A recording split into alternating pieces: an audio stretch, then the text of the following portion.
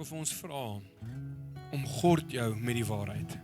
Die gordel van waarheid is Jesus Christus, waar die swaard aanhang, waar die woord is. Jesus en die woord kan nie apart wees nie.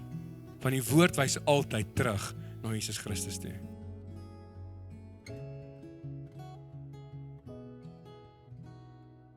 Volgende paar weke gaan ons bly in Efesiërs 6. Praat ons oor die geestelike oorlog. Ons het 'n inleiding gedoen van maar die vyand te ons brande leeu. Ons het besef en ek hoop ons het besef. En ek hoop in hierdie week was ons patent daarop, was ons aandag daarop wat ons is in hierdie geestelike oorlog. En as ons nie bereid is om te veg nie, gaan die vyand kom en hy gaan ons oorrompel. En die ding is, ons is in hierdie geestelike stryd. Ons is hierdie geestelike oorlog. Die oorlog kom nie nog, die oorlog is reeds hier. En ons het gepraat oor dat, maar ons lewe in die oorwinning, want Jesus het reeds oorwin. Jesus het reeds oor die vyand getriomfeer. En toe vra ons die vraag, maar hoe kan ons dan nog in die aktiewe oorlog wees, as Jesus reeds getriomfeer het? En ons het gegaan na Dawid toe, waar Dawid gesalf was as koning, en van sy anointing tot sy appointing, vandat hy gesalf is as koning, totdat hy koning geword het, omtrent 20 jaar, en in daai 20 jaar het hy teen Goliat geveg, en 'n groot gedeelte van daai 20 jaar was hy as 'n vlugteling, het hy gevlug vir sy lewe teenoor koning Saul. So ons het gepraat oor, vandat ons harte vir die Here gee, tot die dag wanneer Jesus Christus terugkom, soos van ons anointing, ons redding, tot wanneer ons 'n point is in ons nuwe liggaam, gaan daar hierdie aktiewe oorlog wees, want ons vlees is nog aanwesig. En daarom gaan ons hierdie geestelike oorlog wees. Jy moet ons besef, maar hoe maklik is dit vir die vyand om ons aan te val as ons nie voorbereid is nie? En ons gepraat oor Pearl Harbor, en het iemand oorlogsflieks gekyk in hierdie week? Mooi, ek sien so 'n paar hande. En ons gepraat oor die rede hoekom Pearl Harbor so effektief was, Japan so effektief was, is omdat hulle kom aanval het 7 Desember 1941 op 'n Sondagoggend, toe hulle nie voorbereid was nie. Met ander woorde, ons kan nie ons wapenrusting uittrek en nou laks raak nie, want dan die vyand loop rond so brullende leeu. So ons moet belangrik om te onthou dat die stukke van die wapenrusting word gegee vir ons en bekragtig deur die Here. So ons moet ook gaan vir opleiding, soos dat jy gaan vir opleiding, wanneer jy weermag toe gaan, vir opleiding hoe die geweer werk, hoe jy moenie voor die geweer staan en al die goeders werk, so moet ons gaan ook vir opleiding vir ons wapenrusting, sodat ons kan staande bly teen die liste van die vyand. Efesiërs 6 vers 10 tot vers 13 sê, eintlik my broeders, net gou vinnig vir die wat nie was laasweek nie, van Efesiërs 1 tot vers 3 praat Paulus oor die evangelie. En Paulus bedien die evangelie, maar van Efesiërs 4 tot Efesiërs 6 vers 9 praat hy oor hoe ons die evangelie, hoe ons deur die bloed van Jesus Christus as nuwe mense, hoe ons dit moet uitleef in die praktyk. Hy praat oor die huwelik, hy praat oor die kinders, hoe die kinders met die ouers moet werk, hoe ouers met die kinders werk, en hy praat oor alles in ons lewe, en hy praat oor ons moet eengesind wees, hy praat oor Christendom in die praktyk. En dan kom hy hier in vers 10, en hy sê, eintlik, nou die Amplified sê, finally brothers. En word asof Paulus kom en hy sê, hierdie goed is alles belangrik, maar daar's hierdie een ding ook. Jy moet veg ook. Ons kan nie nou, nadat ons harte vir die Here gee, en hoor my hart, op ons geestelike lazy boys agteroor sit, en jy's uitgeskop en hier lê en jy wag tot Christus eendag terugkom nie. Ons moet veg, want ons worstelstryd is nie teen vlees en bloed nie. So Paulus skryf, hy sê, eintlik my broeder, finally, hier kom ek by die stuk wat ek eintlik vir julle wou kom sê het. Onthou, ons kan niks doen as ons nie deur Jesus Christus gaan nie. Nee? Ons is in Christus Jesus, die krag van die Here kan ons staan bly en kan ons veg. Hy sê eintlik my broeders word kragtig in die Here en die krag van sy sterkte. Nie in ons sterkte nie in ons eie krag nie, in die sterkte en die krag van God die Vader. Dan kom Paulus, hy sê trek die volle wapenrusting van God aan, sodat jy staande kan bly teen die liste van die duiwel. Nou daai woord staande is 'n battle stance. Dat jy gereed sal wees wanneer die vyand kom, en ons laas ook sê ons mag ons nie die weke wat nog kom, mag ons die leerstraps van ons skild vasmaak. Mag ons seker wees, die skild is reg, ons skoene is gereed, die gordel van waarheid is aan, die borsharnas van geregtigheid en die helm van verlossing. Mag ons swaarde skerp maak, want ons weet ons is in aktiewe oorlog. So mag ons staande bly, mag ons daai oorlogstaans inneem in ons lewe. Sodat jy kan staande bly teen die liste van die duiwel, want ons worstelstryd is nie teen vlees en bloed nie, maar teen die owerhede, teen die magte, teen die wêreldheersers van die duisternis van hierdie eeu, teen die bose gees in die lig. Daarom neem die volle wapenrusting van God op. Omdat ons in die worselstryd is, daarom neem die volle wapenrusting van God op, sodat jy weerstand kan bied in die dag van onheil. Met ander woorde, die vyand gaan kom. Of jy gereed is, en of jy nie gereed is nie, die vyand gaan kom. Dan moet jy weerstand bied, geklee met die wapenrusting, gewapen met die swaard en die skild van geloof, wat ons later gaan leer, wat die vuurige pyle van die vyand afkeer, en in die sterkte en krag van God die Vader. Nou baie keer haal ons daai skrifvers uit en sê, weerstaan die vyand, en hy sal van jou wegvlug. Maar net die feit, die sin bo dit sê hy, onderwerp jou onder die kragtige hand van God. Ons nie 'n manier wat ons die vyand kan weerstaan in ons eie krag nie. Ons moet onsself onderwerp onder die kragtige hand van God die Vader. Daar moet gesag wees, want ons lees hier, so daar's 'n rangorde in die vyand se kamp ook. Daar moet gesag wees, die hoogste gesag vir wie die wêreld heers, die demone en bose geeste vlug. Die enigste gesag is die bloed van Jesus Christus. As ons vir een oomblik dink, ek kan die vyand aanval sonder om te staan in Christus Jesus, gaan ons soos daai seuns van die 7 seuns van Eskeva wees, wat hulle sê van Paulus ken ons en Jesus weet ons, maar wie's julle? En die demoon gooi homself op hierdie seuns en hulle skeer hulle klere van hulle lyf af. Wees versigtig om te dink, ons kan die vyand met ons kale hande aanvat. Ons het Jesus Christus nodig. Ons nie 'n manier wat ons kan staande bly sonder Jesus nie. En ons lees dit in 2 Korintiërs 10 vers 3 tot vers 5. Want hoewel ons in die vlees wandel, voer ons die stryd nie volgens die vlees nie. Want die wapens van ons stryd is nie vleeslik nie, maar kragtig deur God om vestings neer te werp, terwyl ons planne verbreek en elke skans wat opgewerp word teen die kennis van God en elke gedagte gevange neem tot die gehoorsaamheid aan Christus Jesus. Een van die grootste oorlogsvelde van die vyand is ons gedagtes. Ons gaan 'n bietjie praat oor die helm van verlossing. Ons gaan op geen ander plek ons wapens kry behalwe by God die Vader nie. So ek wil eintlik vir ons sê, broers en susters, ons kan nie andersins veg of ons wapens kry as ons nie tyd met God spandeer nie. Ons moet tyd in opleiding spandeer in die woord en die gees, sodat ons wapens kan kry, ons wapenrusting aantrek, sodat ons kan staande bly. Ons moet nie die krag van jou binnekamer onderskat nie. Ons kan nie, ons kan lui wees, 100%, ons kan. Maar ons kan nie verwag dat ons gaan suksesvol in die gees wees nie. En dis een van die goed wat die vyand ons kom aanval weer, is dat ons lui is in die gees. Ons is lui vir ons binnekamer. Ons is lui vir woordstudie. Dis gemaklik om te kom op 'n Sondagoggend. En asseblief, soos ek sê, moenie wegbly nie, maar dis lekker op 'n Sondagoggend, want ons stap weg met iets hier. Maar wat van môreoggend, julle? Ons kan nie net jou wapenrusting aantrek hier nie. Wat van môreoggend? Wat van Dinsdagoggend? Ons moet tyd spandeer in die teenwoordigheid van die Here, sodat ons kan staande bly en weerstand kan bied in die dag van onheil. So hierso kom ons by ons eerste kledingstuk van die wapenrusting. Efesiërs 6 vers 14 sê, staan dan vas, weer eens staan vas, julle lendene met die waarheid omgord. Nou die gordel van waarheid is die eerste stuk wat Paulus doen. Ons gaan nou sien hoekom. Net gou vinnig, as ek vir jou sê gordel van waarheid, aan watse belt dink jy? Ons dink aan 'n leerbelt. Dit is nie dieselfde belt waarvan Paulus praat hier nie. So om in perspektief te kom sit, wanneer ons kyk na die gordel van waarheid, is dit die volgende. Hierdie is 'n Romeinse offisier, 'n soldaat. Nou dit is die gordel wat hulle gehad het. Belangrik, die gordel was daar om ook die swaard vas te hou. Of ook die dagger, ek weet nie wat is 'n dagger, 'n klein mes, om die wapens vas te hou waar jy ook al gaan. So, hoor gou ons mos hierdie, die gordel van waarheid en die swaard wat die woord is, gaan altyd saam. Want as daar nie die gordel van waarheid is nie, kan jy nie jou swaard aanhang nie. En die gordel bind ook alles saam, dit bind alles vas, dit bind hierdie rooi stuk is die tuniek wat jy aangehad het, dit bind alles vas, dat daar nie loshangende goed is waar jou swaard kan vassteek as jy hom uittrek, die oomblik wanneer jy hom uittrek nie. Die waarheid hou alles saam.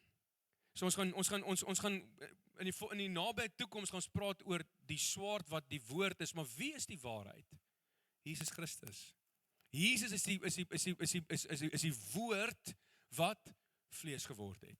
So die gordel van waarheid is en sal altyd Jesus Christus bly. Hoor hoe awesome is hierdie. Johannes 8 vers 32 tot vers 36, en julle sal die waarheid ken, en die waarheid sal julle vrymaak. Awesome skrifvers, dit is iets wat ons altyd aanhaal, jy sal die waarheid ken, en die waarheid sal jou vrymaak, en absoluut, ons sal die woord in die waarheid lees, en ons sal daai waarheid ken, en daai waarheid sal jou vrymaak ook, maar Jesus gaan verder. Hulle antwoord ons is die geslag van Abraham, het nog nooit vir iemand slawediens verrig nie. Hoe sê u dan, julle sal vry word? Jesus antwoord hulle, voorwaar, ek sê vir julle, dat elkeen wat die sonde doen, 'n diensknegt van sonde is. En die diensknegt bly nie vir altyd in die huis nie, die seun bly vir altyd. As die seun julle dan vrymaak, sal julle waarlik vry wees. So alhoewel die waarheid in die woord ons kom vrymaak ook, maar ons moet besef, die woord rig jou altyd na Jesus Christus toe. Daar's ons van Genesis tot in Openbaring is daar goue draad wat deurloop, en dit is Jesus Christus. Is die verlossingswerk van God die Vader wat ek hom doen het in en deur Christus Jesus. So die hoofwaarheid is Jesus Christus. Daar's nie 'n ander waarheid wat ons kan kom vrymaak as Jesus Christus nie. Jesus is die waarheid. So as ons praat oor die gordel van waarheid, ja, ons kan die woord vat ook, maar die woord is ook die swaard, ons gaan later oor dit gesels. Omgord jou vandag met Jesus Christus. Ander woorde, soos hy liedjie sê, Jesus be the center. Is Jesus werklik die middelpunt van jou lewe? Is Jesus werklik die gordel van waarheid om ons lewe ons werklik in en deur Jesus Christus? En is die hoofding om te besef dat deur die leuen is daar sonde in die wêreld ingekom, maar deur die waarheid wat Jesus Christus is daar verlossing vir elke liewe een van ons.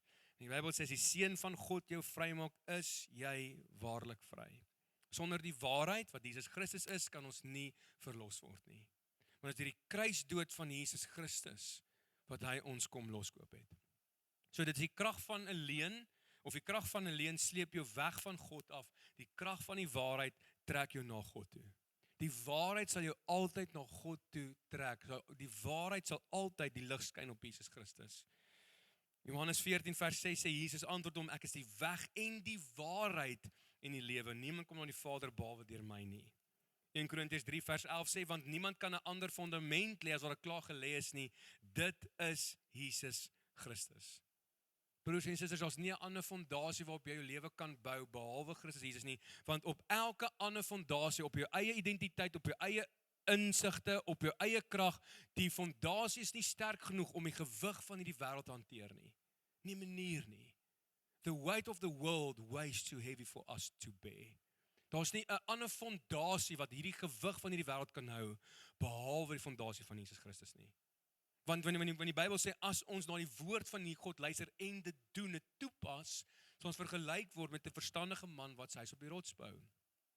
Maar as ons dit nie doen nie, dit luister en dit nie doen nie, sal ons vergelyk word met 'n man, 'n dwaase wat sy huis op die sand bou. En in albei van daai mense het die wind gekom, die reën het gekom en die water het in die huis aangestorm. So nie vir een oomblik sê die woord, nou dat jou hart weer gaan dit smooth sailing gaan nie. Die Bybel is duidelik en sê vir ons dat ons gaan moeilike tye ervaar, ons gaan deur moeilike tye gaan, ons gaan hartseer beleef, die wind gaan kom, die golwe gaan kom, dit gaan teen hierdie huis aanstorm, maar dit sal nie val nie, want jou fondasie is op die regte plek. Maar as ons bou op die standaarde van hierdie wêreld, op my eie ek, gaan die wind kom, die golwe gaan nog steeds kom, en die Bybel sê dat hy sal in duie stort, en die Bybel sê sy val is groot. So wees versigtig op watse fondasie jy jou lewe bou. En dit is die een ding, ons het laas praat ons ook oor dit, dis die mooi en die slegte kant van wat die Here vir ons 'n vrye wil gee. Ons het die keuse om op te bou op die fondasie, of al dan nie. Ons het die keuse om hom te volg, of al dan nie. So vandag wil ek kyk na die 7 ek is stellings wat Jesus Christus maak. Omdat Jesus Christus die gordel van waarheid is, begin ons by die eerste een in Johannes 6 vers 31 tot vers 35. Hierdie is die 7 ek is stellings wat Jesus maak in Johannes. Ons vaders het die man in die woestyn geëet soos geskrywe is. Hy het brood uit die hemel aan hulle gegee om te eet. En Jesus sê vir hulle, voorwaar ek sê vir julle, dit is nie Moses wat die brood uit die hemel aan hulle gegee het nie, maar my Vader gee julle die ware brood uit die hemel, want die brood van God is hy wat uit die hemel neerdaal en aan die wêreld die lewe gee. Toe sê hulle vir hom, die mense wat hom hoor, Here, gee ons altyd hierdie brood. En Jesus sê vir hulle, ek is die brood van die lewe.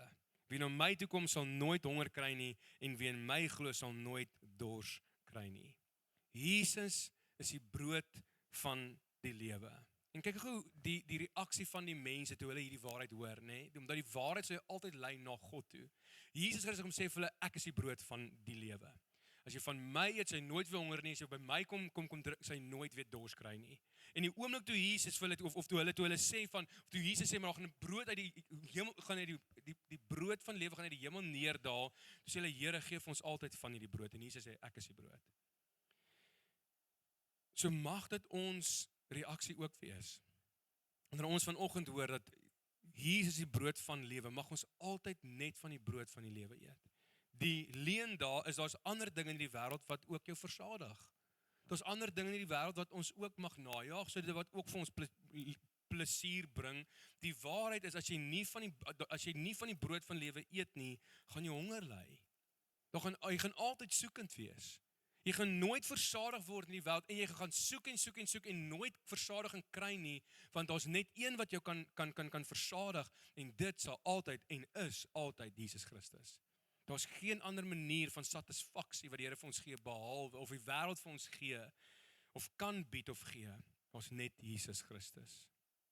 Nou ek dink 'n bietjie oor die stelling wat Jesus sê, ek is die brood van die lewe. Nou, daar's een ietsie wat ontsettend lekker ruik, né? Brood. 'n Vars gebakte brood ruik jy van ver af. En as jy hom sny, 'n dik stuk met lekker botter, 'n vars gebakte ban, julle.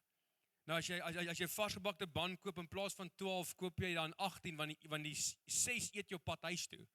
Maar ten minste 12 vir die ander oorbly, want dit is lekker, dit is satisfying. Maar hoekom vergelyk Jesus hom nie met 'n vars gebakte brood nie? Hoekom vergelyk Jesus hom met die manna? Want brood is ook jou eie poging. Brood is ook dit wat jy bak, wat jy vir ander mense gee. So ons kan die brood van lewe uitdeel, maar Jesus is die een wat die manna is. Met ander woorde, besef ons, en die oomblik toe Jesus hierdie sê, toe besef hulle die significance daarvan dat Jesus manna is. Met ander woorde, hy is daar elke liewe oggend. En hulle het 'n tyd gehad wat hulle die manna moes versamel het, want as hulle oorgehou het nog vir môre, het dit gemif en vrot geword, suur geword. So Jesus is elke dag nodig vir ons. Dit is die manna. 'n Varsgebakte brood is 'n alledaagse ding. Is 'n alledaagse ding. Maar Jesus Christus is elke oggend nodig vir ons. So weer eens. En ek wil nie ons forceer nie, ek kan nie. Gaan jy nog in jou binnekamer in as die manna val? Of is jy versadig met dit wat die wêreld vir ons gee? En ek dink dit is die grootste issue. Ons as mens, ons eet van die gemorskos van hierdie wêreld en dink dit versadig my. Gaan skep ons as die manna val. Is ons in ons binnekamer en is ons reaksie soos hierdie mense, Here gee vir ons altyd van hierdie brood van lewe. En Jesus sê ek is. So hoe is ons reaksie as ons weet dat Jesus is die brood van lewe? Johannes 8 vers 12, en Jesus het weer met hulle gespreek en gesê, ek is die lig van die wêreld, wie my volg sal sekerlik nie in duisternis wandel nie, maar sal die lig van die lewe hê. Hier kom wys Jesus ons dat hy is die lig wat oor ons skyn, wat ons pad verlig waar ons ook al loop. En ons het laas ook gepraat, ons kan nie die vyand in die duisternis veg nie. Ons moet toelaat dat die lig van God skyn oor ons lewe en ons moet toelaat dat die lig oor ons skyn sodat ons die strikke van die vyand sal kan sien in ons lewe. Dit het nodig dat hierdie lig in ons skyn. Johannes 1 vers 1 tot vers 9 sê, in die begin was die woord was by God, en die woord was God. Hy was in die begin by God, en alle dinge het deur hom ontstaan en sonder hom het nie een ding ontstaan wat ontstaan het nie. In hom was lewe en die lewe was die lig van die mense. En die lig skyn in die duisternis en die duisternis het dit nie oorweldig nie. Daar was 'n man van God gestuur wie se naam Johannes was. En hy het tot 'n getuie gekom van die lig om van die lig te getuig sodat almal deur hom sou glo. Hy was nie die lig nie, maar hy moes van die lig getuig. Die waaragtige lig wat elke mens verlig was aan die kom in die wêreld. Jesus is die lig van ons lewe. En kan ons sien elke een van hierdie ek is stellings wat Jesus bring, ek is die brood van lewe. Ek is die lig wat lewe gee. En dit is die een ding wat die vyand nie vir jou kan gee nie. Die vyand kan nie vir jou lewe gee nie.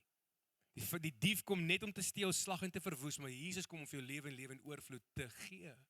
So al hierdie 7 ek is stellings is daar om vir jou lewe te gee. Om vir ons as mense die lewe te gee. Met ander woorde, daar is nie lewe buite Jesus Christus nie. Daar is nie vrymaking buite Jesus Christus. Daar's niks anders buiten Jesus Christus nie. Duisternis is die geboorteplek van sonde in die wêreld en van die vyand.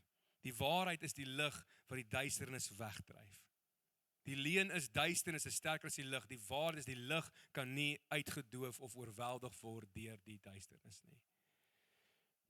Wat ook so awesome is, toe God die Vader aan Moses verskyn in die brandende bos, toe stuur hy hom en Moses sê, maar wie sal ek sê het my gestuur? En God sê vir hom, ek is. En dit wys, God wys, hy's 'n ewige, onveranderd, die waaragtige, ek is het jou gestuur. So elke een van hierdie 7 stellings wat Jesus Christus maak, dan dink die mense aan dit wat God vir Moses gesê het ook. Ek is.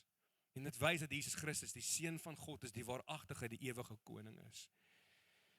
Johannes 10 vers 7 tot vers 10, Jesus het toe weer vir hulle gesê, voorwaar ek sê vir julle, ek is die deur van die skape. Almal wat voor my gekom het is diewe en rowers, maar die skape het nie na hulle geluister nie. Ek is die deur. As iemand deur my ingaan, sal hy gered word. En hy sal ingaan en uitgaan en veiding vind. Die dief kom net om te steel en slag en te verwoes. Ek het gekom dat hulle lewe en oorvloed kan hê. Nou baie van die kraal het nie hekke gehad nie. Was goed daai prentjie. So hierdie is min of meer hoe die krale gelyk het waarin die skape was. So die werk van die herder as die deur, die herder het hierso gelê en beskerming getoon vir die skape. So die skape kon nie in en uit gaan tensy die herder toelaat wie in en uit gaan in hierdie kraal in nie. Nou ons is die skape in hierdie kraal ook. En ons herder, Jesus Christus, sit voor die deur en hy sê, maar niemand kan deur my gaan nie. Geen skaap, daar is nie 'n ander deur waar ons kan, want ons net een ingang en uitgang. Wat so mooi is, Jesus sê, julle sal ingaan en julle sal uitgaan, julle sal veiding vind. Besef ons hoe die herder se prioriteit die skape is. Dat hy sê, ek is die deur, niemand kom na my toe. Daar's nie 'n ander ingang wat jy deur kan in of uitgaan nie. Want die herder bied beskerming vir ons as mens ook.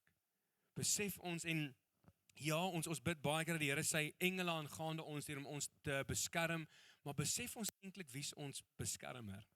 Jesus Christus is die een wat vir jou veg. Jesus Christus is die een wat getriomfeer het oor die dooie. Of oor die mag van dood. Besef ons die impak van Jesus as die deur. Hy hou wag oor sy kudde. Besef ons, en ek wens hierdie val in ons harte, mag jy vandag besef hoe kosbaar jy is, dat die Here oor jou wag hou ook. Dis wat die woord sê. En om te hou by dit kom Jesus in Johannes 10 vers 11 tot vers 16, hy sê, ek is die goeie herder. Die goeie herder lê sy lewe af vir die skape.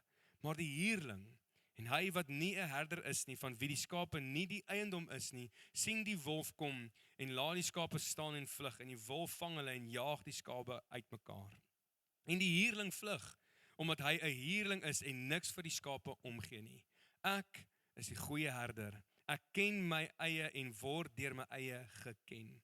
Net as die Vader my ken, ken ek ook die Vader, en ek lê my lewe af vir die skape. Ek het nog ander skape wat nie aan hierdie stal behoort nie. Ek moet hulle ook lei en hulle sal na my stem luister en dit sal wees een kudde en een herder. En dis hoekom Paulus sê daar's nou nie meer Griek, slaaf, Jood, vryman, maar almal is een onder Christus Jesus. Dit is die hart van Jesus Christus om die hele wêreld te bring na daai kraal toe van verlossing.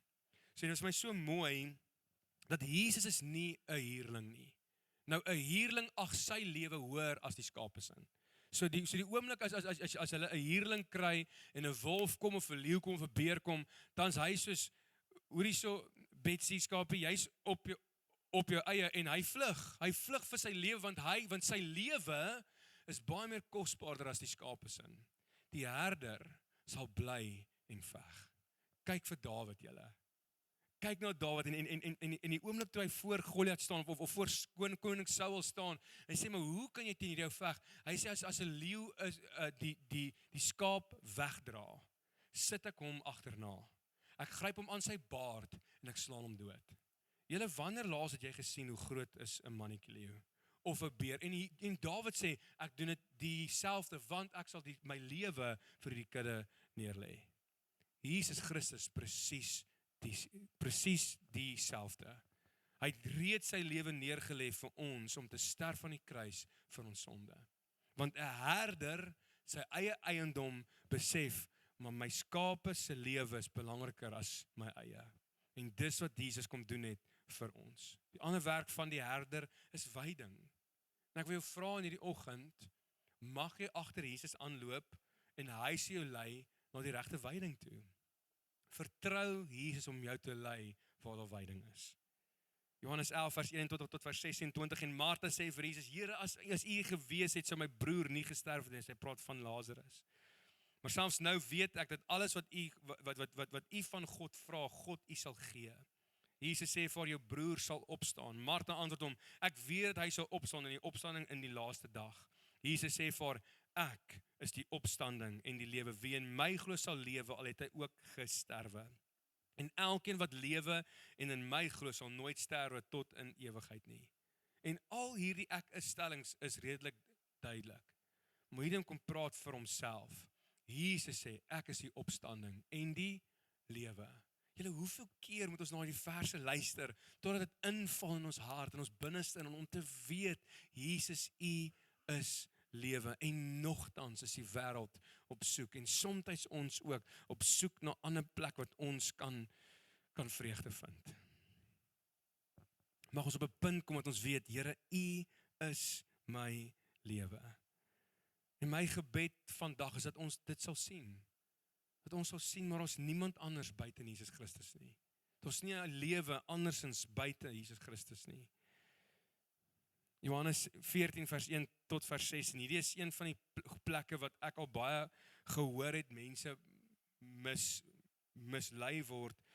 Laat julle hart nie ontsteld word nie, glo in God, glo in my. In die huis van my Vader is daar baie wonings, as dit nie so was as ek dit vir julle gesê het, en ek gaan om vir julle plek voor te berei, en as ek gegaan en vir julle plek berei het, kom ek weer en ek sal julle na my toe neem, sodat julle ook kan weet waar ek is, en waarin ek gaan, weet julle die weg, ken julle, want Jesus sê dit aanhoudend vir sy disippels. En Thomas sê vir hom, Here, ons weet nie waar u gaan nie, en hoe kan ons die weg ken? Jesus antwoord hom en sê, ek is die weg en die waarheid en die lewe, niemand na die Vader behalwe deur my nie. En hier het ek baie keer mense al hoor sê, God is op hierdie berg, en die boeddhiste klim van hierdie kant af op, die Christene klim van hierdie kant af op, die moslems klim van hierdie kant af op, en tog is ons almal saam om te stap na dieselfde God toe. Dan wil ek die vraag vra, het jou God sy seun gestuur om te sterf aan die kruis vir ons sondes? Het jou God homself geoffer om te sterf vir jou sonde? Want die moslems en die boeddhiste is hulle eie poging om in te kom in die ewigheid in. God die Vader se is, ek sal die prys betaal vir julle. Want ek weet julle sal dit nooit kan doen op julle eie nie. Julle, nie een van ons verdien ewig lewe nie. Nie een nie. En die Here het geweet, ons menslike poging om 'n goeie mens te wees, om nie meer te sondig nie, is nie genoeg om af te was dit wat die vyand kom doen het in ons lewe nie. So met ander woorde, ons kan daai pressure van ons afhaal om te weet, dis nie my poging nie, Here. Dis alles deur genade. Ons is gered deur die genade van Jesus Christus. En in dit lewe ons in 'n nuwe mens. En in dit word ons 'n beter persoon. En in dit lewe ons in die nuwe mens wat die Here vir ons gee. Good people don't go to heaven. Believers go to heaven. Jy kan die mooiste dade doen, jy kan die grootste liefdadigheidswerk doen. As ons nie die offer aanvaar het van Jesus Christus nie, het ons nie toegang tot ewigheid nie. Want ons gaan eendag voor Jesus Christus staan. En dan gaan ons of hoor, well done, good and faithful servant. Of ons gaan hoor, jy het nog nooit aan my behoort nie, gaan weg van my af. Here, maar ek het in U naam dit gedoen, ek het hierdie gedoen, ek het hierdie gedoen, jy het nog nooit aan my behoort nie.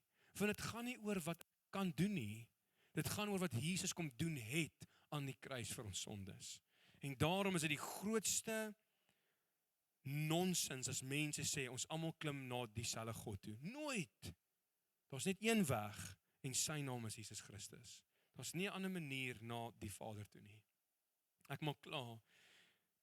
Johannes 15 vers 1, of die laaste, Johannes 15 vers 1 tot vers 5. Ek is die ware wynstok. En my Vader is die landbouer, en elke loot wat in my nie vrug dra nie, neem hy weg. En elke loot wat vrug dra, die maak hy skoon, sodat dit meer vrug kan dra. Julle is al reeds rein deur die woord ek tot julle gespreek het, bly in my soos ek in julle. Net soos die loot geen vrug kan dra van homself as dit nie in die wynstok bly nie, so julle ook nie as julle in my nie bly nie. Ek is die ware wynstok, julle die lote, wie in my bly en ek in hom, hy dra veel vrug, want sonder my kan julle niks doen nie. Nou Jesus sê dat hy is die ware wynstok. Nou ons het 'n ruk terug te praat ons oor, dis nou 'n stuk uit daai boodskap uit, te praat ons oor abide, bly in Jesus Christus. Nou as Jesus sê hy is die ware wynstok, beteken dit daar's 'n counterfeit wynstok ook. So wees versigtig in wat se wynstok wat jy ingeënt word. Is ons ingeënt in die wynstok van hierdie wêreld? Of is ons ingeënt in die wynstok van Jesus Christus? Nou daai woordjie waaragtige beteken is iets wat deeglik nagevors en getoets is en bevind is as waarheid. It's been tried and tested. En dit is bevind dat hierdie sonder enige twyfel is die waarheid. So wanneer Jesus sê ek is die ware wynstok, beteken dit I'm the tried and tested one. Daar is nie 'n ander wynstok buite Jesus Christus nie. En Jesus gebruik dit ook in Openbaring 3 vers 7 en skryf van die engel van die gemeente van Philadelphia, dit is die heilige, die waaragtige. So Jesus kom sê hy is die ware wynstok, daar's nie 'n ander wynstok waarin ons kan bly nie. Hy is die getoetste een, tried and tested one. En ons nie 'n ander wynstok wat ons in kan bly buite Jesus Christus nie. En dan kom Jesus en hy sê die Vader is die landbouer. En die Engelse sê dit so mooi, the vine dresser. Maar voor God die Vader loop in hierdie wingerd en ons is in hierdie wingerd. En hy kom snoei en hy kom knip en hy kom doen met precision kom en met presiese snytegnieke sny hy skoon sodat ons kan meer vrug dra. So besef ons die betrokkenheid van Jesus Christus in ons lewe eerstens. En dan besef ons die betrokkenheid van God die Vader in jou lewe. Hoe hy tyd met jou spandeer, hoe jy deur al hierdie goed gaan en julle om gesnoei te word is nie altyd lekker nie. Maar besef ons waardeur die sorg wat die Here met ons het. Hoe hy doelgerig en noukeurig deur die wingerd loop. Elke oggend loop hy deur en hy kom kyk wat nie daar so hoort nie. Kom kyk wat se nou julle ek ken die boerdery nie. Ek is so jammer. Ek weet net daar's mieliepap en daar's sulke goeters en Kellogg's maar ek weet die plant en dit groei, maar daar's soveel ander goed ook. En daar's soveel goed wat jy moet spuit en daar's soveel al hierdie goeders en ek hoor dit nou soos die manne praat staan ek maar ja, spuit. Koring. So ek hoor hoe die boere praat. Hoe die boere hulle hele lewe vir hulle landerye gee. Tyd uitkoop om seker te maak dit groei. En dis presies dieselfde hoe God met ons is ook. Hy gee sy hele lewe sodat jy kan groei. Spandeer tyd saam met jou. As daar swam is of as daar iets is, kom haal hy af en hy kom maak skoon. Die Bybel Jesus sê hy kom maak skoon sodat jy meer vrug kan dra. So ek wil vir ons vra, omgord jou met die waarheid. Die gordel van waarheid is Jesus Christus, waar die swaard aan hang, waar die woord is. Jesus en die woord kan nie apart wees nie. Want die woord wys altyd terug na Jesus Christus toe. Altyd terug. So mag ons omgord met Jesus Christus. En dis hoekom ek glo Paulus en alles wat God gedoen het in die woord, die manier hoe mense skryf, hoe die Heilige Gees hulle gelei het, is daar 'n rede hoekom Paulus die gordel van waarheid eers te noem en nie laaste nie. Want Jesus is die begin van alle dinge. Alles is deur hom en tot hom. Alles het ontstaan deur Jesus Christus. Ons het gelees in Johannes 1. So dis hoekom Paulus hierdie eerste noem. Julle, daar is nie 'n ander manier hoe ons begin sonder Jesus Christus nie. So mag ons omgord met Jesus Christus en dit begin by, en ek weet ons sê dit baie, maar dit begin by tyd met Jesus Christus. Of dit nou 5 minute in die oggend is, of 10 minute, of 'n halfuur, of 'n uur, of hoe lank ook al, dit begin by, kom in die gewoonte ingeoefen om tyd te spandeer met Jesus Christus. Laat dit en wanneer ek sê 'n gewoonte, laat dit 'n daaglikse ding word, laat jy amper nie kan enigiets anders doen voordat jy eers by die Here is elke oggend nie. Want hy is die brood van lewe, gaan skep jou manna elke oggend. So mag ons onsself omgord met Jesus Christus. Want soos wat die gordel alles saamhou, so kom Jesus Christus en hy hou alles saam in jou lewe. Julle, ek wil vanoggend vir jou sê, daar's nie 'n lewe buite Jesus nie. Ons het laas gepraat, daar's niks goeds daar buite vir jou nie. Vir ons as mense nie. Alles daar buite bring vir ons elende. Maar nou kom Jesus Christus sê, maar ek kom gee vir jou lewe. Ek kom gee vir jou vreugde. Ek kom gee jou hoop. Ek kom gee jou liefde. Ek kom gee vir jou standvastigheid. Met ander woorde, alles wat jy soek, kry jy by Jesus Christus. Om ons bid, Vader, dankie vir wie U is. Ja, Here, dankie dat U hierdie 7 ek is stellings maak en Here, elkeen van hierdie 7 ek is stellings, Here, stellings wat ons nodig het. En dankie vir dit, Koning Jesus. En Vader, mag U ons help in hierdie tyd en ja, wanneer ons in die volgende paar weke gesels oor die wapenrusting, Here Jesus, mag ons onsself gewapen hou. Here, mag ons sommer deur Efesiërs werk, Efesiërs 1 tot Efesiërs 6, Here, en sien hoe ons hele lewe eintlik vloei. Dit begin by die evangelie. Dit begin by die kruisdood van Jesus Christus en dan in die praktyk in my alledaagse lewe, hoe leef ek as 'n kind van die lewende God? En dan kom dit by, okay, nou moet ek sterk staan. Want hier is 'n geestelike oorlog, hier is 'n stryd. Here, mag ons sommer 'n bietjie op ons eie deur Efesiërs werk ook. Here, kom help ons asseblief om hierdie waarheid te omgord. Jesus Christus, want die waarheid sal jou vrymaak. Daar's vrymaking en verlossing in die bloed van Jesus Christus. Here, kom seën ons hierdie dag. Kom vul ons met U krag en die heerlikheid. Here, kom help ons om altyd te submit onder die autoriteit van Jesus Christus, want daar's nie 'n hoër gesag as die gesag van Jesus Christus nie. Here, kom seën elkeen van ons, Here, kom vul ons, Here, kom dra ons deur hierdie week. Here, U weet waarna ons soek, waarna ons smag. U weet wat het ons nodig. En Here, U wil dit ook vir ons gee. Here, ek wil in hierdie oggend wil ek kom bid. Here, kom gee vandag vir ons daaglikse brood. U weet wat ons vandag nodig. En kom vul ons asseblief, Here. Ons bring al die eer en die lof kom toe ons bid dit in Jesus se naam. Amen.